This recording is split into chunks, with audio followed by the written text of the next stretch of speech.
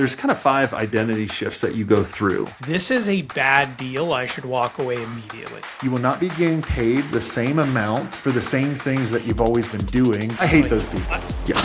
I don't understand it. Who do you need to hire and who do you need to become? Anything under $1 million in EBITDA, they're maybe worth 1 or 2x. Probably the best advice we've had on this show. What do I hate about what I'm doing right now? How did you have to change?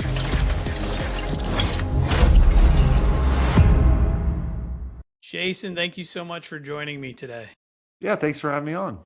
You know, you're one of the few guests that you've been on the podcast circuit a little bit. You know, you've been around, so I want to mix it up a little bit and change the intro.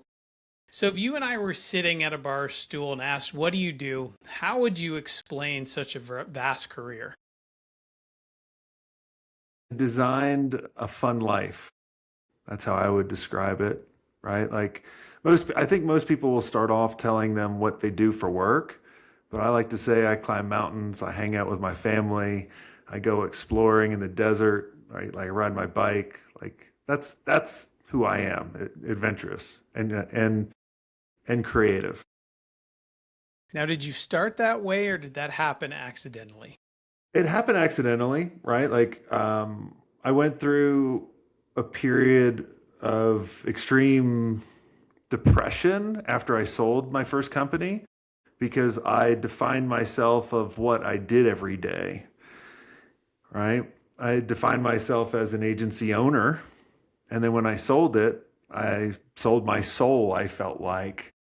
But that was just like, it taught me a lot. Like it taught me I was creative, I was innovative. I could do all these other things.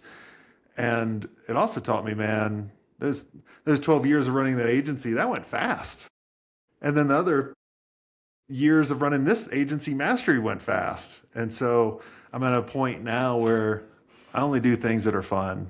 And I realize I enjoy every moment of it, the good or the bad. It's funny. I'm the youngest of 8. So my brother's retired, I think 3 or 4 times now, because every time he wants to go back. And I think there's a lot to do with identity shifts. Like every time, you know, you mentioned it, I'm this person, I'm an agency owner, now I'm this.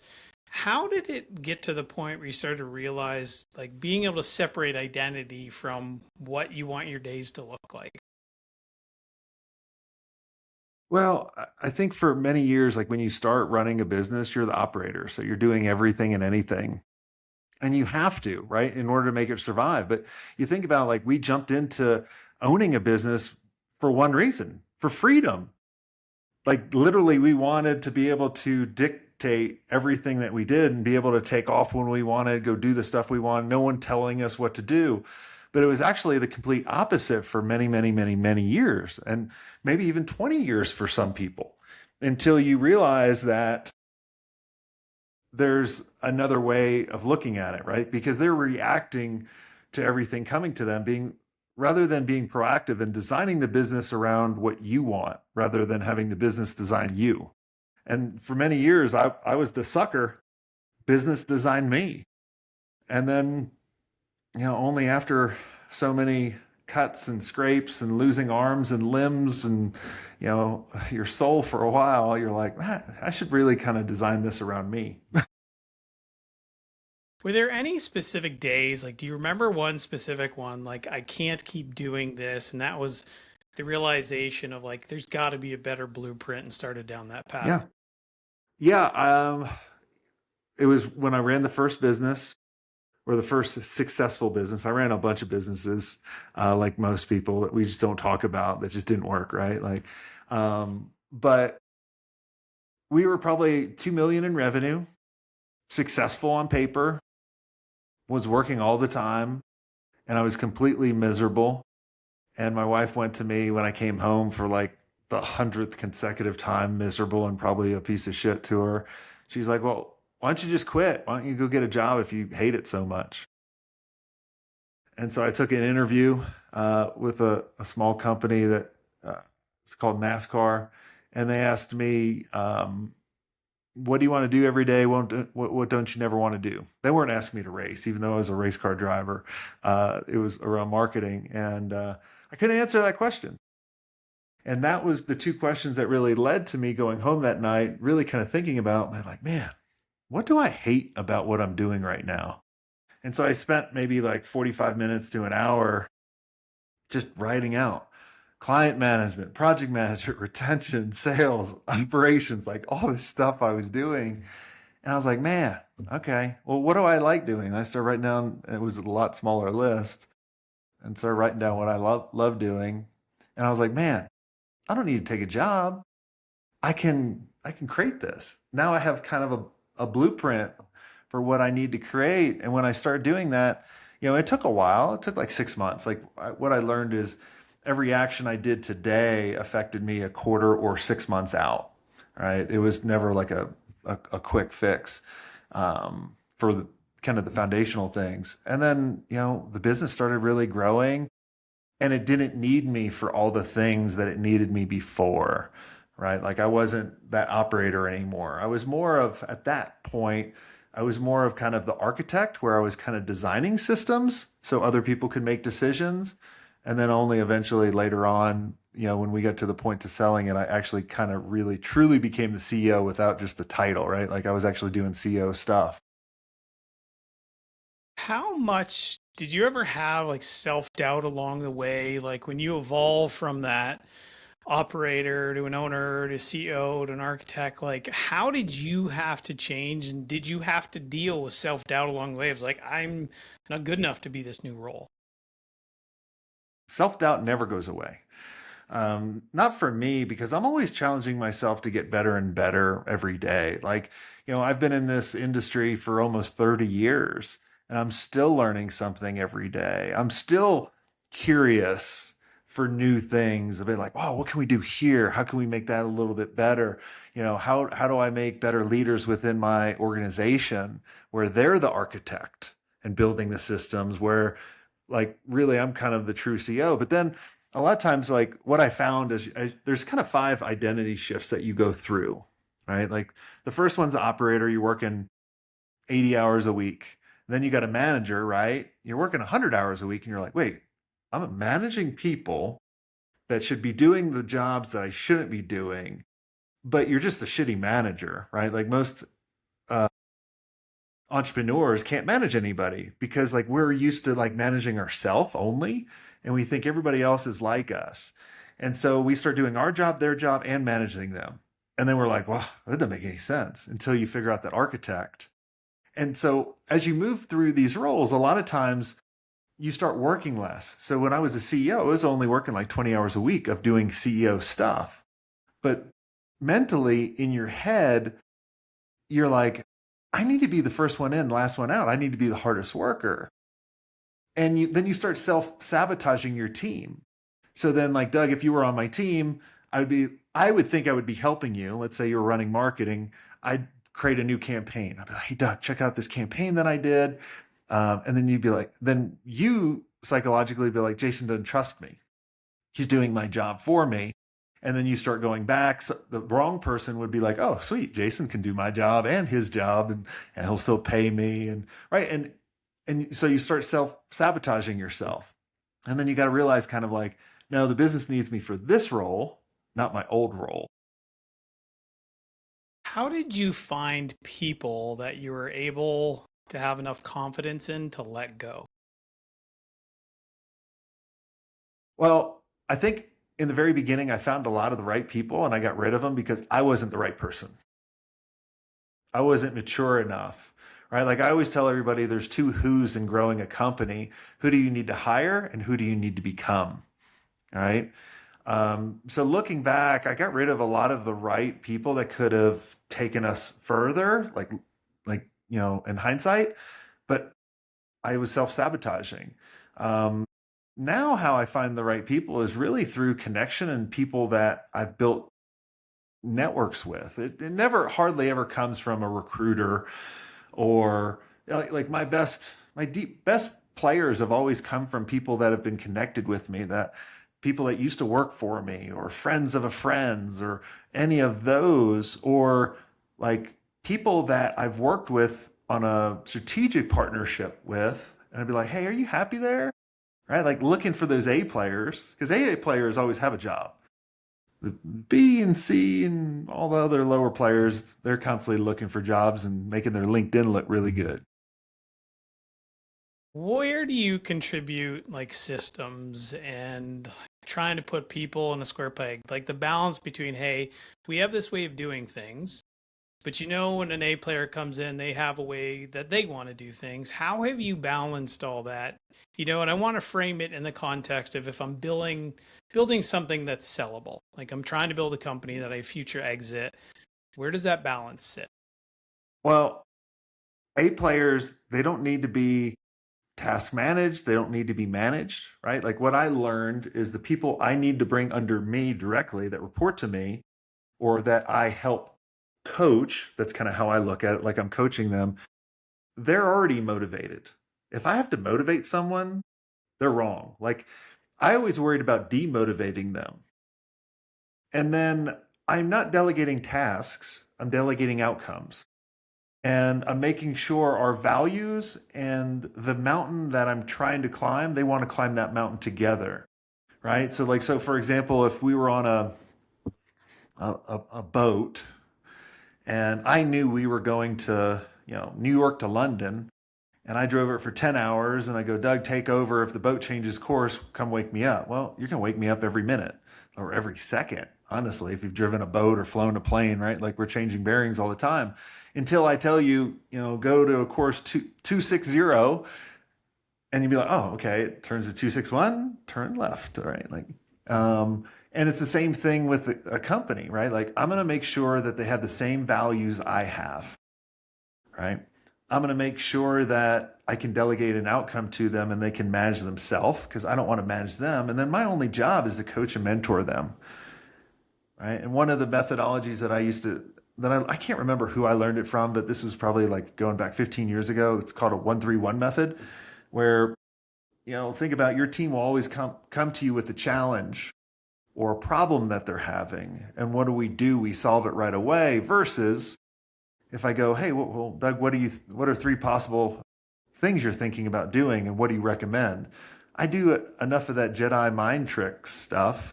You're not going to come to me for problems unless it's like you really want my advice, right? But for the little stuff that you could make your own, be like, Jason's just going to do the 1-3-1 shit on me. Okay, like I got it. It's a good t-shirt. Um, how did you figure out like how to let go and get through that instinct? Because like I'm guilty of it all the time. I just want to answer the question and go. But how did you develop the patience to be like, hey, I need to be more like Yoda and Jedi this stuff? I was born with it. No, I'm just kidding. Like it, I was perfect. No, yeah, I went through so much pain of going like, I am the bottleneck for everything. I can't be. And I started respecting time more than anything for the long term, right? So like when you come to me for a challenge, I can solve it in 5 minutes, right? I'll be like, I'll just do it, Doug. I'll take care of it. Versus, but you're going to come to me that problem all the time. So that could be 100 times a month, which adds up. So that's a 5 minutes times 100. I don't know what that is. I'm really bad at math, right? But I'm sure it's a lot more than if I took 30 minutes of walking you through, showing you how to do that, how I think about doing that, and then you'll never come to me for that same thing. Switching gears to, did you have 1 or 2 exits? One exit so far. So the first exit, how were a lot of these lessons leading up to that? And then how was it after what you would do again?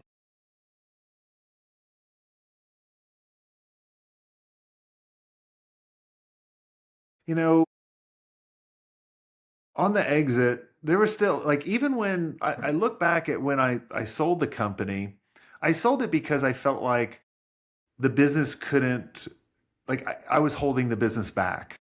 I felt like I was at a plateau, right? Like I was at what I call like the level 4, the CEO, but I wasn't at the owner level.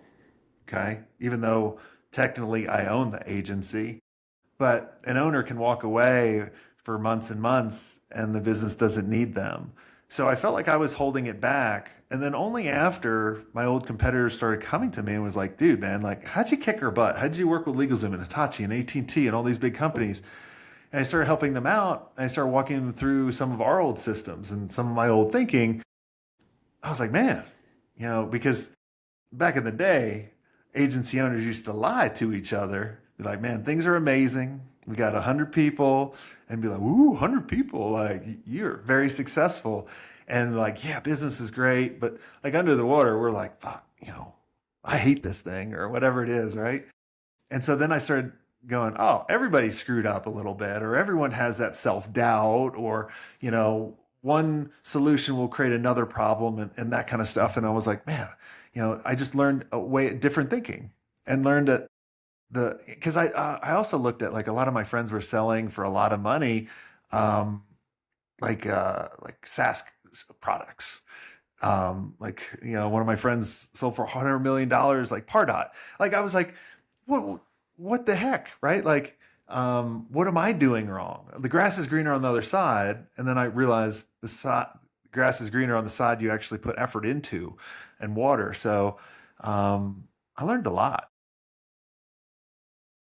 Did there anything that changed like the day after the sale? Like you're like, okay, it's done. Is there a sense of relief or is it more of a sense of panic? Like, oh shit, what am I gonna do now? It didn't happen for like maybe 4 weeks, and then I was just bored, right? Like the business bought us for our talent and our revenue. And a lot of the clients that we had, I thought we had a bigger opportunity to do other things. So that's really where I learned the demotivation. So I remember going to the CEO that bought us, and I was like, "Hey, I got this idea around social CRM, and really figuring out, that it was at the time when we started doing a lot of data mining around social media for like Lotus Cars and Porsche and that kind of stuff. Be like, see if what people are saying really relates to what the brand wants."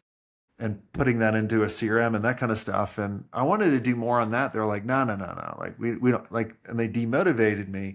And then I was like, man, I didn't feel that sense of significance anymore because I was like, what's my role? Like they didn't even really define my role. I just needed to, kind of be the figurehead for a little bit, but I had no responsibility whatsoever.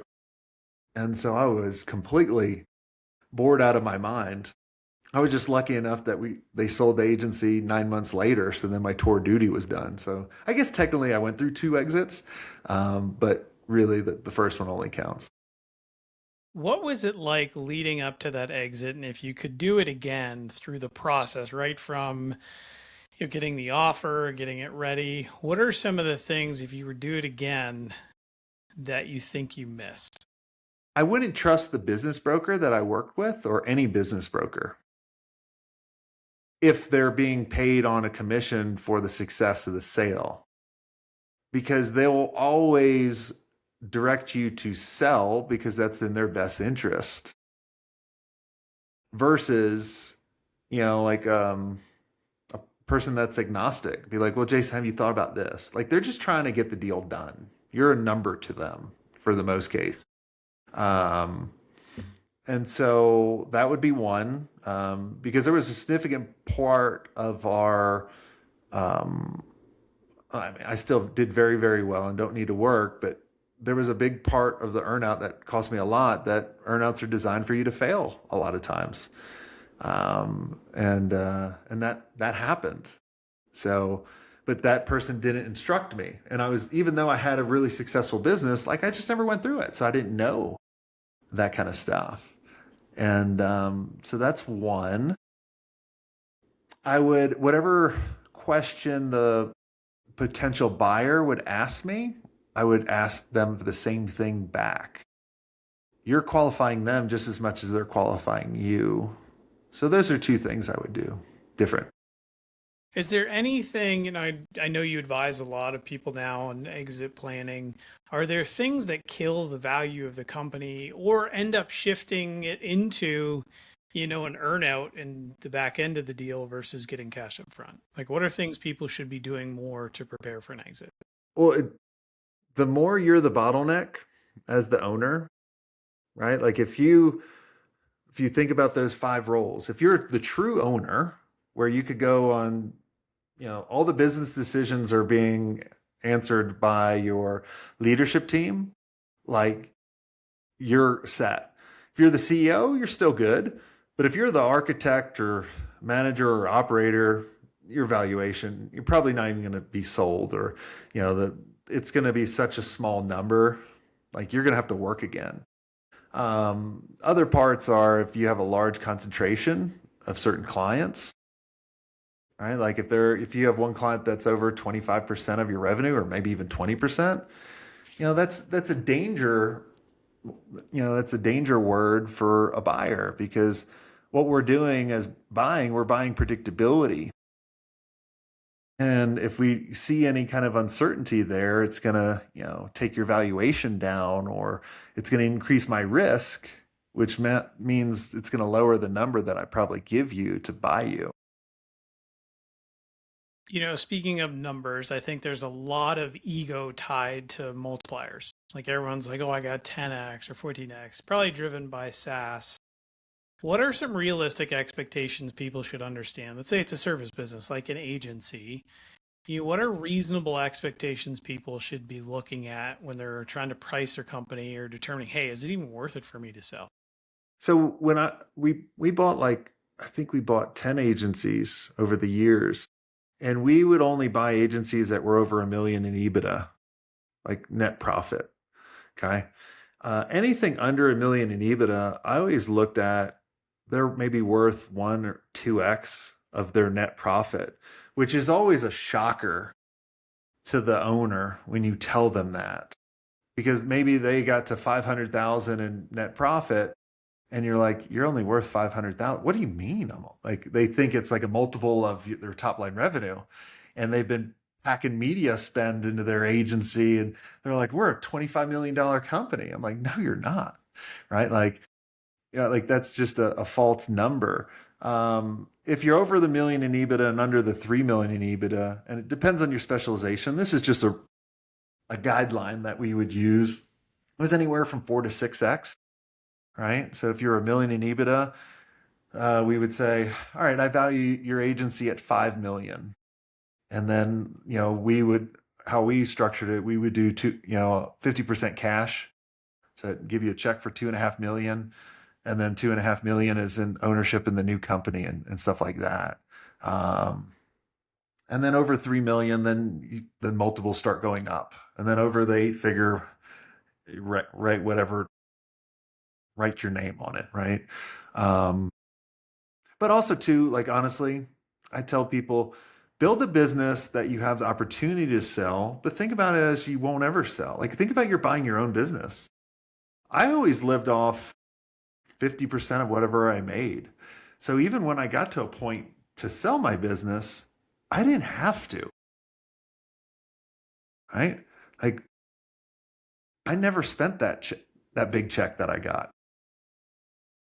So, a lot of people kind of put all their weight into having an exit that might never happen. Think about it, it will never happen. So just make sure if you're making $1 million in EBITDA, put away 800,000 of it each year, right? And then the compounding stuff, like, you're good. Like, you don't need 50 million bucks. Like, that's a lot of money. People don't realize how much money that is. Yeah. Well, I see so many agency owners with over leveraged fancy cars, Ferraris, Lambos, and the fake private jet photos. I hate Like, those people. Yeah. I don't understand it. Listen, this week I went cobia fishing with my son, and it was, it didn't require $800,000 to go do it. I'm with you. I'd rather live than do that. Are there things like, if people are fortunate enough to sell, I think, building it as if you're going to sell and not having to is probably the best advice we've had on this show, because they're building with intentionality. If they're fortunate enough to start getting offers, are there things you would consider as like red flags? Like, hey, this is a bad deal. I should walk away immediately. If the earn So if you're not happy with the cash up front, which is guaranteed, I would run. I would say no. Like it's okay to say no. Like my buddy David, he said no 3 times. So the first offer was like 25 million, I think he was telling me, and then it was 50 million, then finally it was 100 million. Like okay, that was like cash, right? I bet he still wish he waited a little longer because Salesforce bought Exact Target, who bought them like a couple months later for like billions of dollars. So, oops. Um, but I think if it's just a roll up, I would run. You look, I've seen a lot of partnerships work, but I've seen more partnerships fail. Most people, and I had a partner, and at times, Kirby outgrew me, like, and then, but for the majority, I outgrew him. Especially toward the end when we really needed both of us. But we start with a partner, or we bring on a partner because there's some kind of challenge we haven't figured out, some kind of plateau, right? And so we think, oh, we'll roll up 2 agencies that are at 500,000 in EBITDA so I can get over that $1 million in EBITDA. But then what people don't realize is you have to function for a couple years, prove that you're functioning as a true company, not just all these hodgepodge Frankenstein companies bolted together. And so like I would run away from those types. Like for example, the second agency that I was a part of, I only owned like 5% of it. So I didn't have really any control. I felt like if I had control, I could have done a lot more.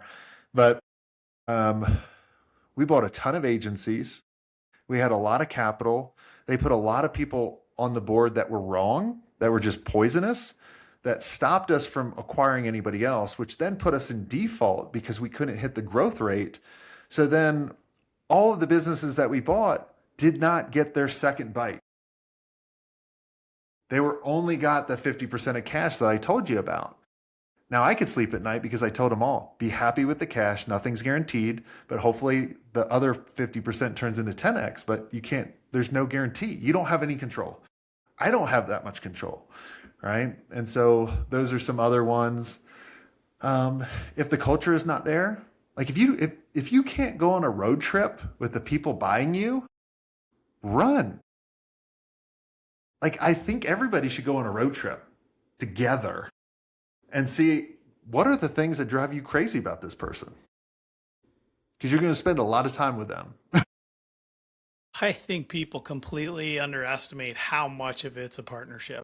Like, regardless of the true legal sense, but you're pretty much married to the person for a time and you're going to have to go through some tough times. And I think that's incredible advice. Switching gears a little bit, things have changed quite a bit in the agency space with AI. I know we were talking about it before we hopped on and hit the record button. What impacts is that starting to have in the agency space? And, do you think that's causing some fear? Like if I'm an agent and I got to offer, I got to sell now because AI, I'm not going to have an agency. What's your overall perspective with it? Well, look, when AI started getting some momentum about last year, right?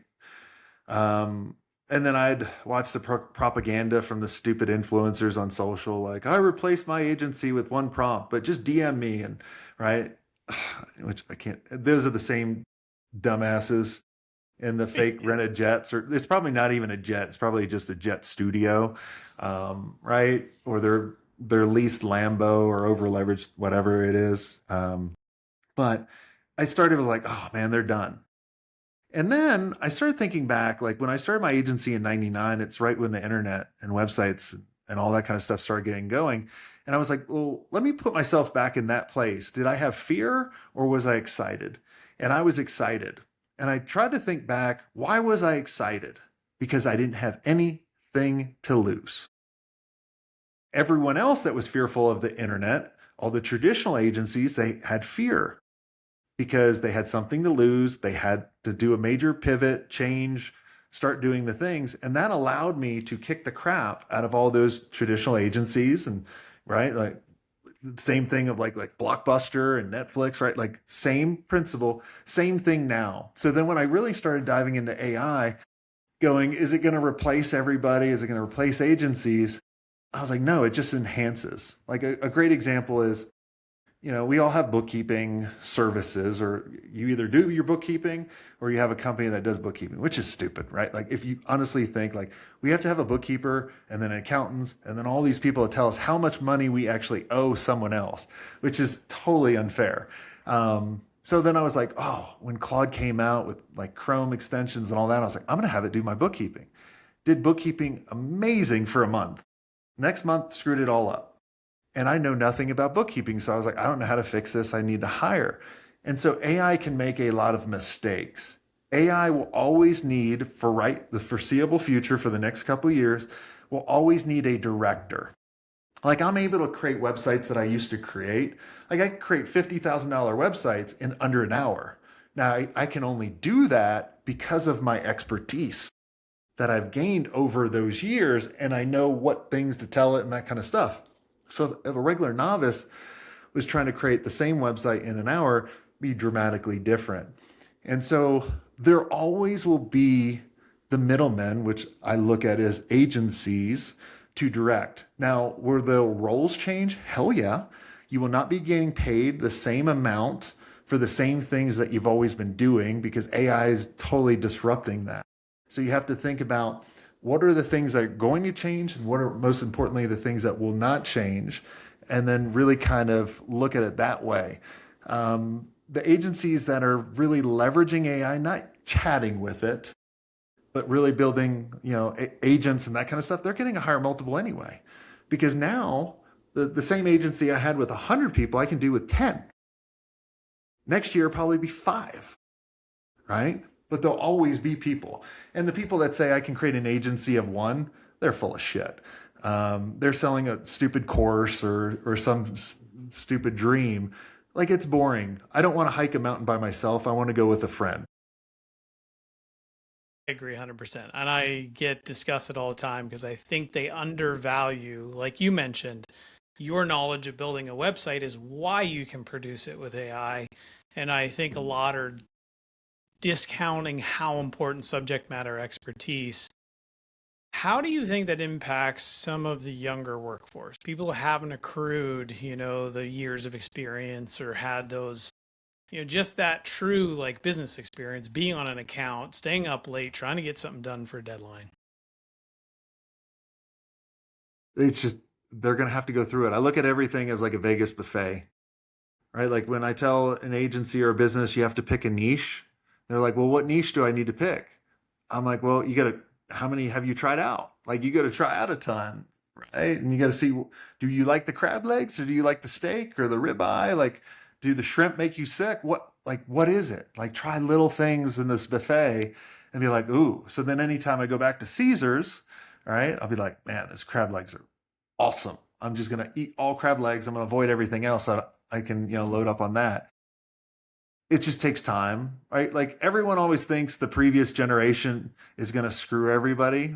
Like when I was coming up in the Gen X, they're like, oh, they're idiots.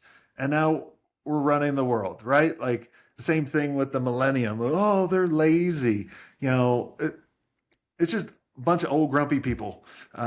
So everyone's going to figure it out, but it's just at different points. Like it's just more apparent now or magnified because of social media, which honestly, last week I was looking for a flip phone because I'm just so aggravated at, flipping. And then I was like, I don't need a flip phone. Why are these people going to make me get a flip phone? I'm just going to delete the apps off my phone. It's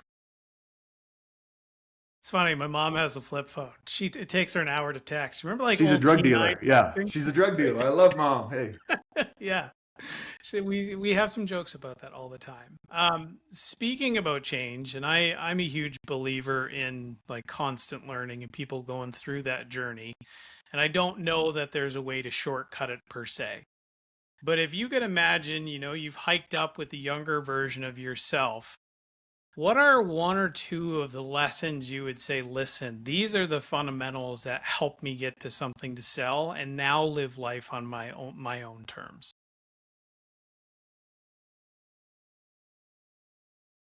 Take your time to figure out, don't rush to the end result. Right? When I look back, I enjoyed the times that we struggled. And I remember the stories with Scott or Lisa or Kirby or whoever that we stayed up late at night. trying to figure out a solution. Be like, you remember that asshole client that, did X, Y, and Z or whatever it is, right? Like those are the things that it's, I enjoyed the journey. Like a couple weeks ago, we were climbing a mountain. The top was great, but a lot of times when you get to the top, you're so damn tired and there's so little oxygen and like there's fires burning all in Colorado right now. So you can't really stay at the top very long. But we passed all these waterfalls, like bears and elks and all these other things that we could appreciate. Like I remember that. I enjoyed the climbing part more than, the very top. And then don't do it alone. Do it with other people, not as just partners, but just surround yourself with people that share the same things. Like,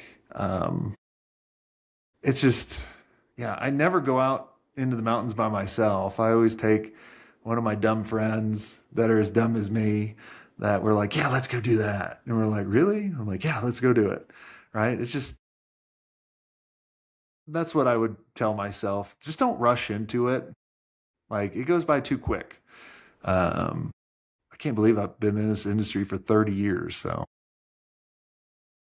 That's incredible wisdom. And before we sign off, two final questions for you. Where can people find you, your book, your program? What's the best way for them to get in touch with you? yeah, go to my website, just jasonswenk.com. That's SWENK.com. You can check out the book, Operator to Owner, and it goes through those 5 roles. And there's no fluff in it. It's just, I think it's 91 pages. It just, I don't want to waste your time. I want to give you what I wish I knew. Like anything I always do, I did it as a resource I wish I had. So just go to jasonswenk.com. You can get all those resources there. And the final question, who is the operator or deal maker we should have next on the podcast? I'd say Joey Coleman. He wrote a really amazing book, How to Never Lose a Client Again, which is a good catchy title. You're going to lose clients again, but he talks about the first 100 days of why it's so important. Um, yeah, he's a really good one. Jason, thank you so much for joining us today. It's an absolute pleasure.